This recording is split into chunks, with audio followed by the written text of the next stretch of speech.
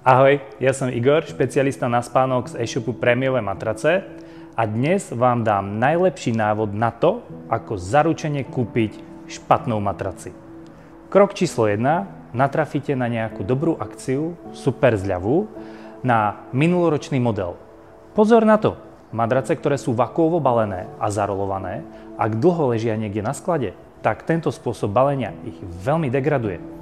To znamená, že vy síce možno kúpite super zľavnený produkt, hodne ušetríte, ale za pár mesiacov ho môžete zase vyhodiť, pretože už bude na nič. Druhý spôsob, ako skúpiť zlú madraci. Prídete na kamennú predajňu a chcete si nejakú madraci vyskúšať. Je tam perfektný predavač, ale nepýta sa vás, koľko vážite, nepýta sa vás, akej polohe spíte, nepýta sa vás, čo vás bolí. Proste vás položí na nejaký model a hovorí, tento je super, ten sa nám hodne predáva.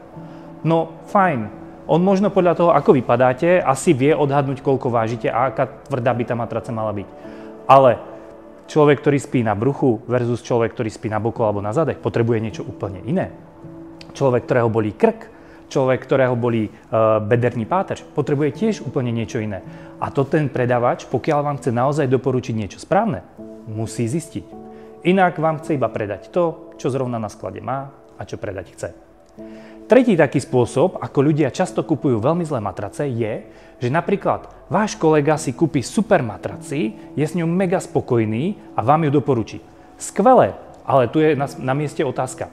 Čo je to za človeka? A teraz sa pýtame o jeho konštitúcii. Je rovnako veľký ako ja, alebo má o pol metra viac a je o 50 kg ťažší? Z matraci je to takisto ako s košelou na mieru. Musí byť robená presne pre vás.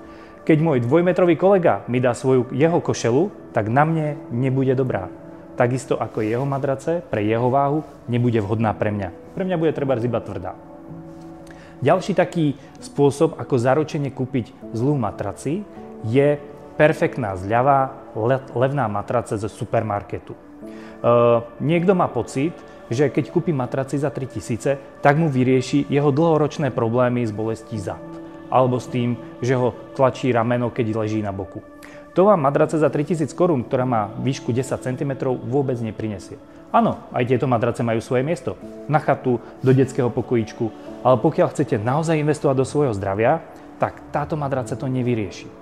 Čiže, aby som to zhrnul, ak chcete zaručene kúpiť zlú matraci, tak nechajte sa zlákať na veľkú zľavu, nenecháte si poradiť správny model podľa toho, koľko vážite, v akej polohe spíte a čo vás trápi za zdravotné trable.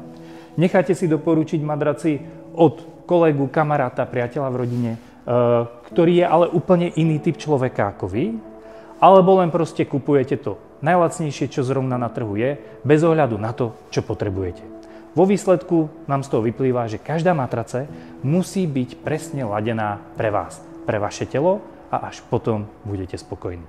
No a ak chcete nejakú matraci kúpiť správne, prídite k nám na náš e-shop Prémiové matrace.cz.